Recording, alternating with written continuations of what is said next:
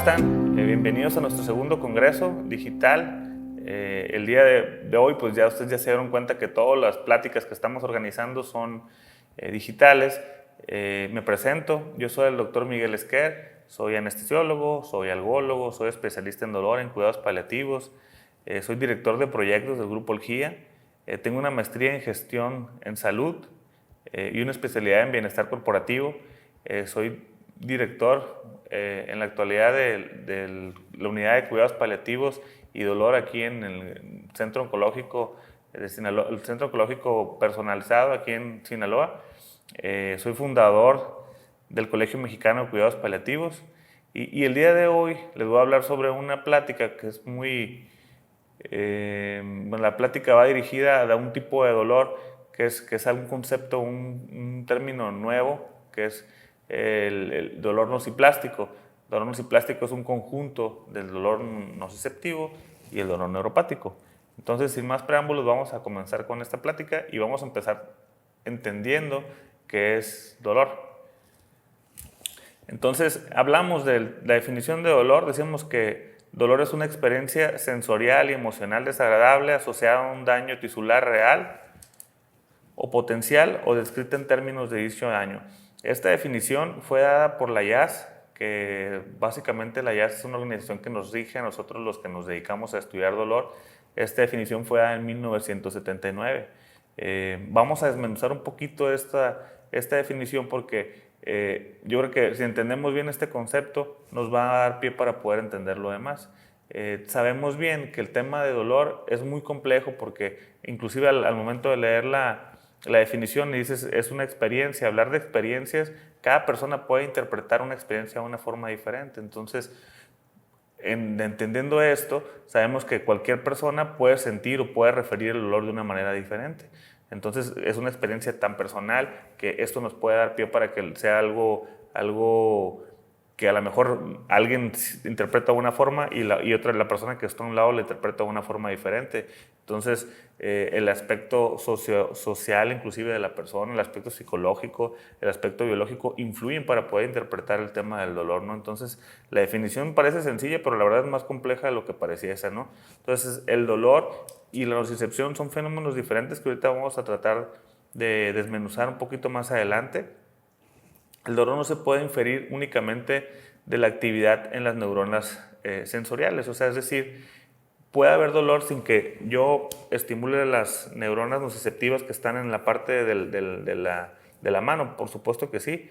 De hecho, hay un ejemplo que a mí siempre me gusta hacer cuando doy pláticas de este tipo, que es les voy a poner un ejemplo que muy seguramente todos vamos a entender bien.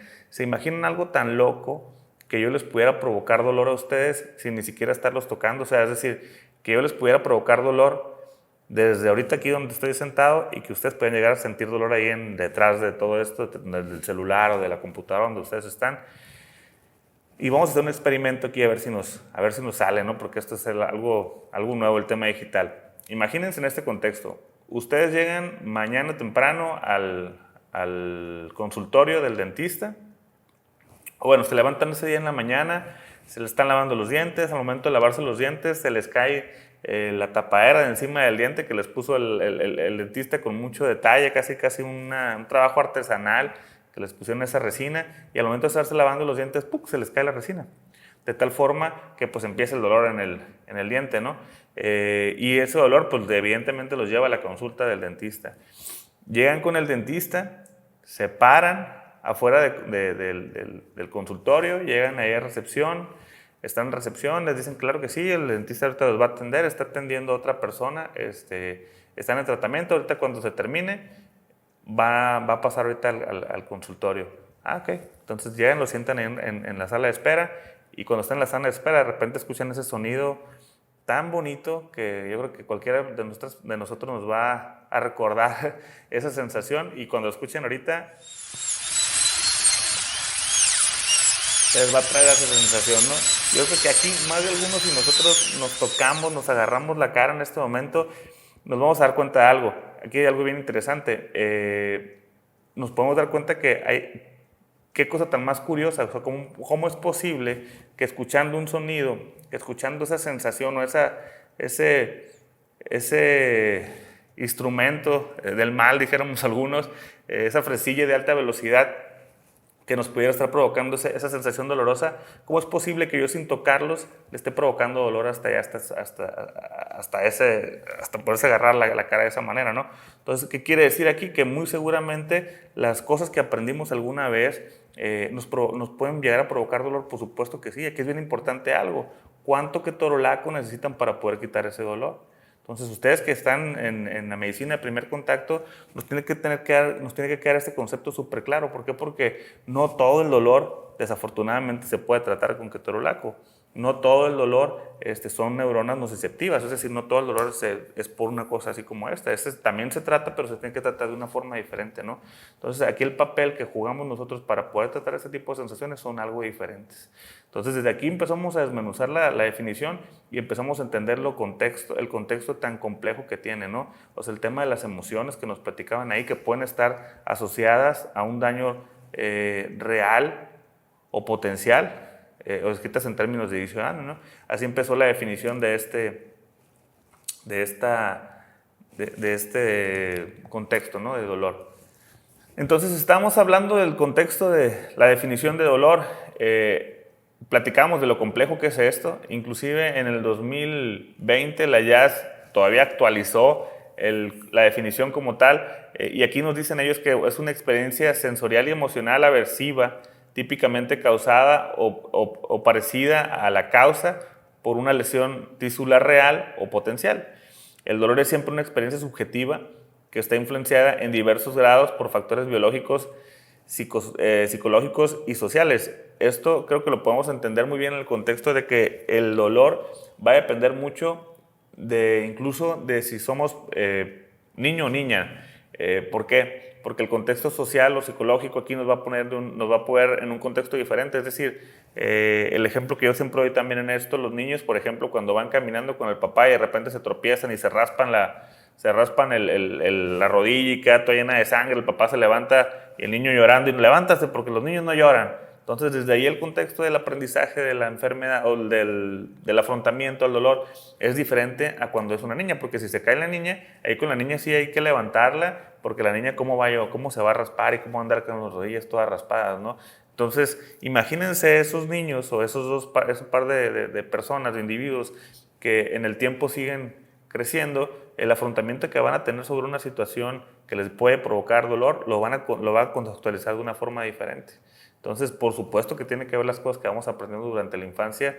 Entonces, el contexto social, el contexto psicológico, biológico también tiene que ver en la interpretación de este tipo de información. Entonces, es por eso lo complejo del tema del dolor. ¿Por qué pasa muchas veces también que a una persona le dicen, le voy a dar este medicamento y le funciona, y le voy a dar este mismo medicamento a esta misma persona que quedó con esto y no funciona? Aquí entra el tema de la individualidad de los pacientes, y aquí entra también el tema de lo necesario tratar de los medicamentos, porque también no todos los medicamentos funcionan de la misma forma para todos los pacientes. Pero eso, bueno, ya sería otro costal y es otro tema. Sin embargo, hay que tomar siempre en cuenta todo el contexto emocional y psicológico del paciente para poder entender que no a todos los pacientes le van a funcionar de la misma forma los medicamentos o los tratamientos, ¿no? Entonces, creo yo que si entendemos un poco mejor la definición de dolor, nos va a ayudar mucho para poder tratar mejor a nuestros pacientes. A través de sus experiencias de vida es claro que las personas aprenden el concepto del dolor y sus aplicaciones. Estamos platicando de esto y creo que muy seguramente esto nos va a quedar más claro con los ejemplos que estábamos dando. El informe de una persona sobre una experiencia como dolor debe aceptarse como tal y respetarse. Es decir, si alguien les dice que les duele, créanle, muy seguramente les duele. Lo complicado aquí a veces es encontrar por qué les duele. A veces lo complicado aquí es tratar el dolor, porque como bien platicamos ahorita, no todo el dolor se va a quitar con ketorolaco, no todo el dolor se va a quitar con algún opioide, ya sea un opioide débil o un opioide fuerte. Aquí muchas veces tenemos que hacer algunas otras estrategias para poder tratar el tema del dolor. Aunque el dolor suele tener un papel adaptativo, puede tener efectos adversos sobre la función y el bienestar social y psicológico. Evidentemente, una persona que tenga sensaciones dolorosas va a ser muy complejo que la vean riéndose, ¿no? Entonces, la persona definitivamente se va a ver afectada su tema de la emoción, su tema del comportamiento social. Generalmente se ha visto que las personas que tienen dolor agudo se ve afectado el tema de las emociones con ansiedad, y cuando el dolor se vuelve ya en un dolor crónico, que estamos hablando de un dolor que tenga ya más de 3 meses, muy seguramente el tema de la emoción también se va a ver afectado, tendiendo más a la depresión. Entonces, invariablemente, las personas que tengan alteraciones en las vías sensoriales que le pueden interpretar como algo doloroso, se les va a afectar el tema psicológico, ¿no? En esta otra diapositiva de la doctora Eva Koseka, ella nos dio una descripción diferente a la que tenemos en la taxonomía de la IAS. Ella nos habla sobre dolor nociceptivo, dolor neuropático, dolor nociplástico incluso, y el dolor de origen no determinado. Aquí básicamente las diferencias que tenemos entre uno y otro son mínimas. La verdad no me gustaría entrar mucho en detalle con estas, pero sí me gustaría, o el objetivo de esto sería que sí nos diéramos cuenta que durante todo este trayecto de estos años ha habido personas que han intentado describir de manera pragmática la definición de cada uno de estos vínculos o de cada uno de estos nichos que tiene el dolor. El dolor definitivamente es muy importante diferenciarlo para poder tratarlo. O sea, no es lo mismo el dolor nociceptivo, no es lo mismo el dolor nociplástico, no es lo mismo el dolor neuropático, no es lo mismo el dolor de origen desconocido, como dice acá la doctora, o la combinación de estos dolores. Definitivamente uno y otro necesitarán algún tratamiento diferente para poder mejorar la percepción dolorosa del paciente. Entonces, entrando en terreno ya descriptivo del tipo de dolor, hablando de dolor nociceptivo, que es yo creo que el dolor más frecuente a nivel mundial. Este dolor está definido por la IAS como el dolor que surge de un daño real o potencial al tejido no neural.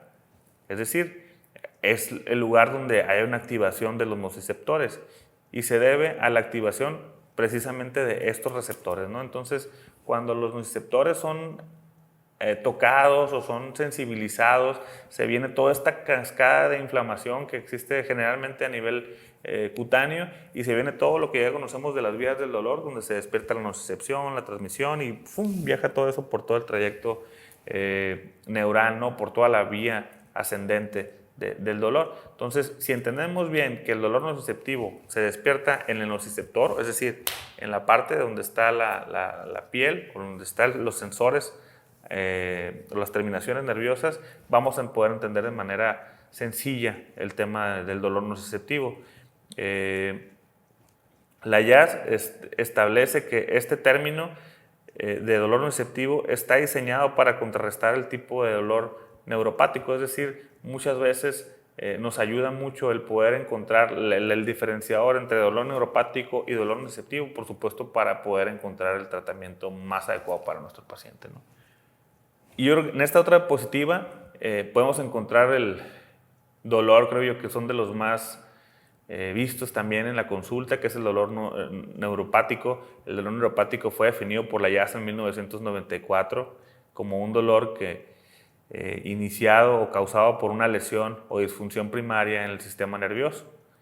En 1994 les decía que esto provocó un revuelo muy grande, porque aquí específicamente el término de disrupción generaba mucha controversia, porque era un término muy amplio y muy impreciso. Entonces, desde ese entonces empezaron ya los pleitos en cuanto a la definición, ¿no?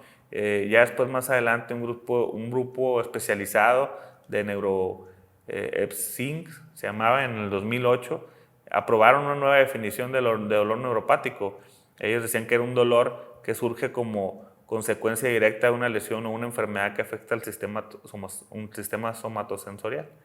Entonces, se ha visto diferentes cambios alrededor del tiempo. Esto podría ocurrir debido a una lesión directa del nervio, como un síndrome del túnel del carpo, o debido a una enfermedad metabólica, o como la diabetes. Generalmente en este tipo de dolores entendemos que el daño como tal está en la conducción, o sea, en el trayecto. Ahí es donde se provoca la disrupción. En el dolor neuropático de los más comunes o de los que más se conocen y que seguramente ve más de uno en la consulta es la neuralgia, la neuropatía diabética, ¿no? La neuralgia posherpética, la neuralgia del trigémino, etc. O sea, hay varios tipos de dolores que muy seguramente que les toca ver en la consulta, de dolor neuropático en específico, ¿no? Dolor nociplástico, es por lo que estamos aquí el día de hoy. El dolor nociplástico lo ha definido la IAS como el dolor que surge de la nocicepción alterada a pesar de que no hay una evidencia clara de un daño tisular real o potencial que cause la activación de nociceptores periféricos o evidencia de la enfermedad o lesión del sistema somatosensorial que cause dolor. Esto nos lo definió la IAS. Prácticamente nos dice en la traducción de esto que no existe una evidencia de que nos esté provocando alguna alteración del nociceptor, que nos esté mandando señales de inflamatorias, o sea, que no existe una evidencia clara, pero aún así la sensación, la percepción existe. Entonces, es decir, el dolor nociplástico es típicamente crónico, es más extendido que el dolor nociceptivo. El ejemplo clásico de este tipo de dolores es la fibromialgia, ¿no? Aunque ambos términos son aversivo y desagradable, eran aplicables en el comité, optó mejor por agarrar la definición más simple, que es desagradable, por eso se quedó como parte de la definición, pero definitivamente creo yo que es algo que nos puede dar nos puede englobar en un contexto más amplio en esta definición, ¿no? De los ejemplos clásicos que tenemos para poder poner en este tipo de dolores es fibromialgia, el síndrome de dolor regional complejo, el dolor visceral o funcional, la energía neurogénica. Yo creo que este tipo de dolores definitivamente no hay yo creo que médico que no se le haya vuelto un dolor de cabeza porque son complejos. Aquí hay como el síndrome del dolor regional complejo, ¿no? Así es complejo también tratarlo. Pero también aquí en el dolor nociplástico, como es una combinación muchas veces de las dos vías, donde se daña la nocicepción y se daña el trayecto también de donde se envía la sensación. Es complejo también aquí el tratamiento, ¿no? Entonces, yo creo que si entendemos que el daño es en los dos lados y muchas veces no puede haber ni siquiera algún daño, pero simplemente se sigue mandando esa señal alterada, creo que vamos a poder entender un poquito más el tema del dolor nociplástico, ¿no? Pero esto puede ocurrir independientemente de la actividad del nociceptor periférico. Sin embargo, algunas afecciones involucran el mecanismo del dolor nociceptivo, el nociplástico como tal, como el dolor inclusive, por ejemplo, la lumbalgia, la osteoartritis de rodilla, pueden llegar a pasar este tipo de sensaciones, ¿no? En esta otra diapositiva vemos el diferenciador entre dolor nociceptivo y dolor neuropático. En las interacciones del 2005 que había contra el nociceptivo, se veía que era normal la experiencia predeterminada o el sentido común de una lesión o igual a un daño o igual a dolor. Pero esta definición evolucionó a que cualquier dolor que no fuera nociceptivo pudiera denominarse neuropático. Por último, el descriptor incluía una disfunción que se consideró para incluir cualquier cambio inferido en la función nociceptiva. La redefinición del 2011, aquí el de dolor neuropático, tiene sentido biológico y etiológico. La nota que acompaña a la definición es escrita: el dolor neuropático es una descripción clínica y no un diagnóstico, que requiere una lesión demostrable o una enfermedad que satisfaga los criterios diagnósticos neurológicos establecidos, ¿no? Entonces, cuando hablamos de criterios diagnósticos neurológicos establecidos, hablamos también de muchas veces de que tenemos que tener alguna herramienta clara para poder diagnosticar al paciente. Entonces, aquí es donde nacen las herramientas diagnósticas. Entonces, aquí en la siguiente diapositiva vemos la escala de dolor neuropático de Lance. En esta diapositiva vemos claramente cómo cada pregunta nos va a dar cierta puntuación. Esta pregunta se la podemos hacer de manera directa a los pacientes y algunas otras son pruebas también que nos pueden ayudar para poder diagnosticar el dolor neuropático. Básicamente el objetivo de esta encuesta y de estas pruebas es poder sacar una puntuación al final, el puntaje máximo que nos puede dar esta escala son 24 puntos. Al final, si esto es menor de 12 puntos, es poco probable que el mecanismo sea neuropático. Y si esto es mayor a 12 puntos, es más probable de que el dolor sea de tipo neuropático. Entonces aquí ya se pudiéramos hacer una herramienta diagnóstica de dolor de tipo neuropático de donde nos pudiéramos estar basando. ¿Existen otras herramientas? Por supuesto que sí. Yo les recomendaría a lo mejor esta en esto particular por lo sencilla que es utilizarlo. Yo creo que aquí la podemos agarrar y tocar, la podemos agarrar y leer y nos vamos a dar cuenta de lo sencillo que está la encuesta, ¿no? Entonces, ¿qué era el dolor mixto? El dolor mixto, estuvimos hablando de dolor mixto durante básicamente 20 años y era un término donde parecía que todos entendíamos, en donde todos sabíamos que era dolor mixto y más de alguno nos preguntaban, ¿no? Incluso me cuento, nos decían, ¿saben qué es el dolor mixto? Ah, sí, pues es la combinación del neuropático y el nociceptivo. Pero en ese andar algunos entendían que dolor mixto era pues cuando estaba lesionado un nociceptor, otros entendían que dolor mixto es cuando estaba lesionada la vía sensorial. Entonces parecía que no había algo claro en cuanto a la definición y ahí fue donde todos los encargados de hacer esas definiciones ahí en la IAS dijeron, bueno, a ver, ¿sabes qué? Mejor vamos contextualizando y vamos poniendo en claro qué es el dolor mixto. Y fue donde dijeron, el dolor mixto ya no se va a llamar dolor mixto y ahora se va a llamar dolor nociplástico. Esto tiene apenas 2 años. La definición de dolor mixto pues tiene desde el 99, que por primera vez la dio Grunt y sus colaboradores y dijeron ellos, ¿sabes qué? Pues aquí vamos a empezar a tratar de clasificar ese dolor que ni es mixto y ni es neuropático. Y de ahí fue donde nació esa terminología de dolor mixto, ¿no? Pero en ese contexto fue donde nació todo esto y de ahí de esa complejidad del diagnóstico fue donde todo el mundo dijo, ¿sabes qué? Mejor hay que definirlo bien porque si no, las cosas nunca van a ser claras en este contexto, ¿no? Y entonces aquí es donde nace la definición como tal de dolor nociplástico, que ya lo vimos en unas diapositivas anteriores. En esta otra diapositiva vemos claramente la combinación o el convivio que tienen los tipos de dolores, ¿no? Aquí nos alcanza a ver bien dónde está el dolor nociplástico, el dolor neuropático y el dolor nociceptivo. Entonces, y nos hablan básicamente de dónde están ese tipo de dolores, es decir, dónde está contextualizada el dolor de cabeza, por ejemplo, la vulvodynia, la cistitis intestinal, dónde está contextualizada fibromialgia, síndrome de intestino irritable. Todo esto que les estoy diciendo yo son dolores de tipo nociplástico, que es lo que nos trae el día de hoy acá, que pareciera que es donde está el daño en el nociceptor y donde hay ese daño en la disrupción, donde hay esa alteración en la nocicepción, ahí estamos hablando de un dolor nociplástico. Ahora, cuando hablamos de dolor neuropático, en las ciatalgias, en daños espinales, en esclerosis múltiple, en neuralgia del trigémino, ese dolor tan exquisito, dijeron los pacientes, en neuralgia posherpética,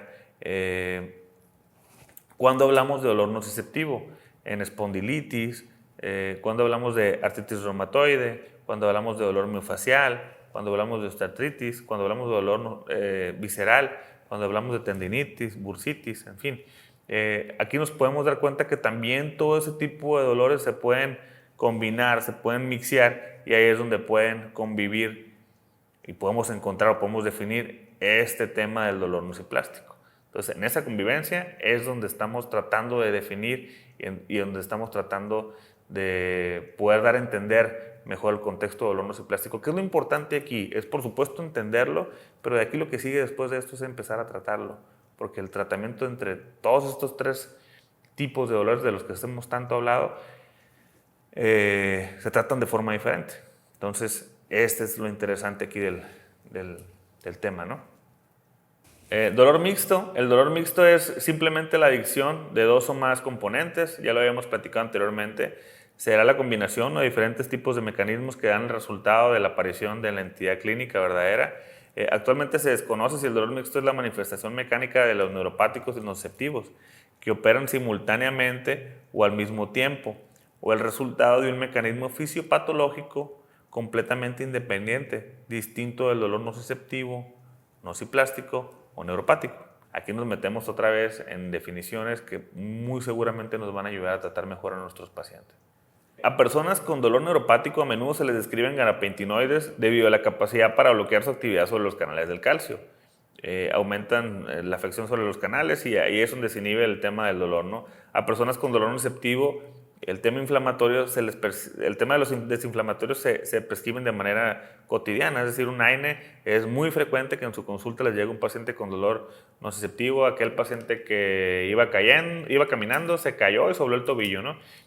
Pues ahí el tema inflamatorio despierta toda esa cadena de la inflamación, se libera el tema del dolor y ahí es donde damos pues ese medicamento antiinflamatorio de tipo no esteroideo que nos ayuda para controlar el dolor. Entonces eso es muy común. Hay que recordar aquí, aprovechando este lapso, que los antiinflamatorios no esteroideos en México está normado por no más de 7 días. En Estados Unidos se dice que no se deben dar por más de 5 días. Y en Europa ellos recomiendan no darlo por más de 3 días. Entonces, ustedes que están en la medicina de primer contacto, va a ser bien importante siempre limitar la temporalidad de los medicamentos, de los antiinflamatorios no esteroideos, porque hay que recordar que de manera muy puntual estos medicamentos pueden traer también efectos colaterales cuando los utilizamos a largo plazo. Es bien importante siempre que cuando tenemos un paciente con dolor nociplástico, el enfoque de la terapia física es bien importante. Es decir, el que a un paciente le estemos utilizando este tipo de herramientas, las intervenciones con el fisioterapeuta tienen muchos mecanismos por los cuales el tema del dolor se pudiese mejorar. Aquí obviamente entra el tema de la analgesia multimodal. Se sabe que el hacer este tipo o el utilizar este tipo de herramientas nos ayuda de manera importante para poder mejorar el tema doloroso. Entonces, la terapia física va a tomar un tema muy, muy, muy importante en cuanto al paciente con dolor nociplástico. Entonces, cuando hablamos de ejercicio y terapia manual, es decir, a los pacientes que mandamos a rehabilitación física y que tienen dolor nociplástico, nos ha dicho la evidencia que el utilizar este tipo de herramientas se disminuye de manera importante la expresión de los canales iónicos, aumenta la expresión de las sustancias analgésicas, las endorfinas mentadas, alteran la función de las células inmunitarias locales, aumenta la liberación de citoquinas y antiinflamatorios. Entonces, además, el ejercicio restaura la normalidad del movimiento de las articulaciones y de los tejidos, que hipotéticamente puedan eliminar un irritante del mecanismo de los nociceptores que están ahí liberando de manera continua mediadores de la inflamación. El ejercicio también disminuye la excitabilidad de los nociceptores, aumenta la inhibición periférica y promueve la curación de los tejidos lesionados, lo que hace que el ejercicio sea particularmente útil para utilizar aquellos con dolor nociceptivo. Entonces, yo creo que el tener de la mano siempre una herramienta como la terapia física, tener siempre al al compañero fisioterapeuta ahí a la mano, va a ser bien importante para podernos ayudar de que el dolor nos podamos tratar de una manera multimodal, de tratamiento multimodal, y el dolor lo pudiéramos regular o quitar o mejorar, ¿no? Entonces, la terapia manual, la evidencia científica básicamente muestra que la manipulación articular activa los sistemas analgésicos periféricos, los cannabinoides de adenosina.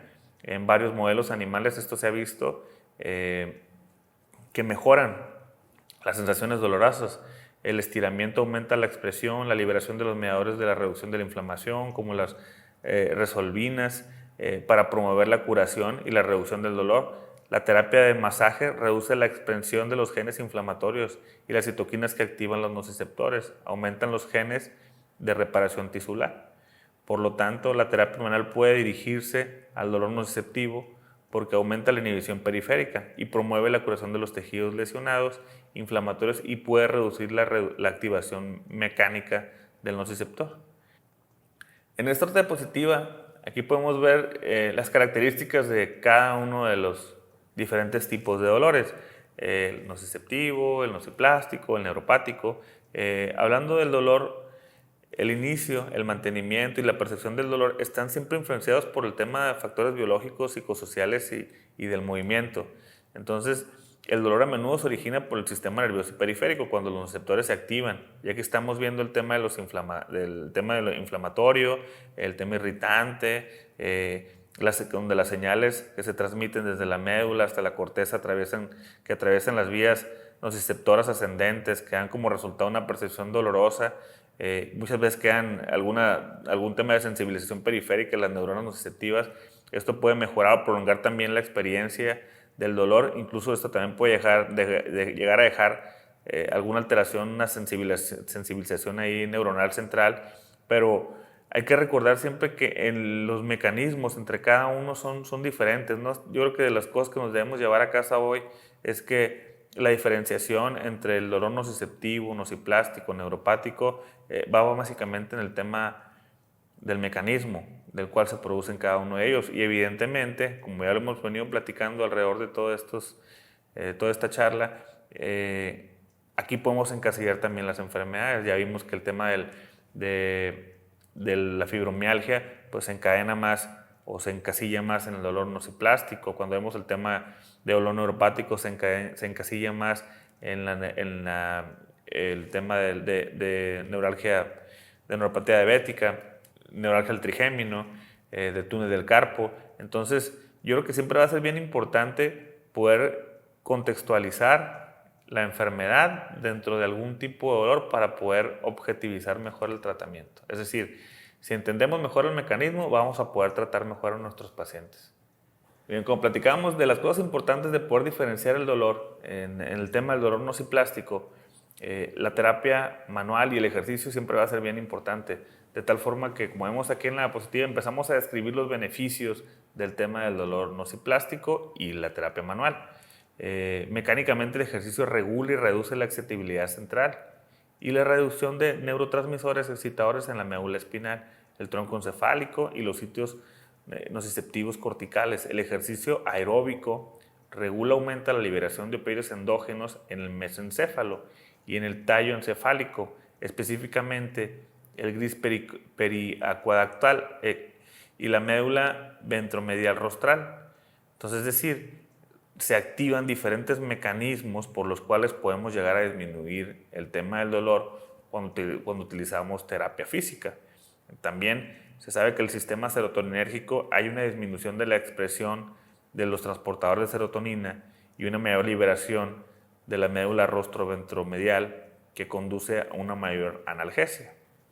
El ejercicio reduce la activación de las células gliales, aumenta las citocinas antiinflamatorias y disminuye las citocinas inflamatorias en la médula espinal. También el ejercicio regula y puede modular la sensibilización del dolor alterado, el procesamiento nociceptivo central y aumenta la inhibición central tanto en animales como en personas, lo que le convierte en una opción ideal para aquellos con dolor nociplástico. Entonces, sin lugar a dudas, el utilizar esta herramienta va a ser vital para poder ayudar a nuestros pacientes.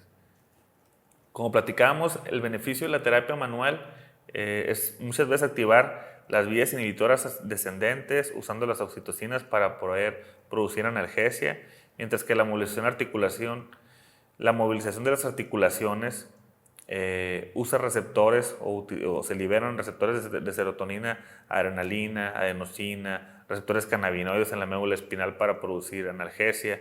También la manipulación la reduce con la excitación a nivel central en la región de hiperalgesia primaria, y la hiperalgesia secundaria se reducen con aquellos pacientes con dolor crónico. Es decir, múltiples beneficios también al utilizar terapia manual y rehabilitación física. También existen beneficios al utilizar algunos aparatos como los TENS. Aquí en la siguiente diapositiva podemos ver los beneficios de utilizar también aparatos durante la terapia de rehabilitación física. Es decir, la aplicación de TENS puede apuntar también a distintos mecanismos de dolor nociceptivo. También pueden alterar la activación simpática para reducir el dolor mediante la activación de los receptores noradrenérgicos alfa-2 locales. También activan los receptores opioides inhibidores de la inhibición periférica. También reducen los neurotransmisores excitadores. También reducen la sustancia P, que normalmente aumentan en animales lesionados.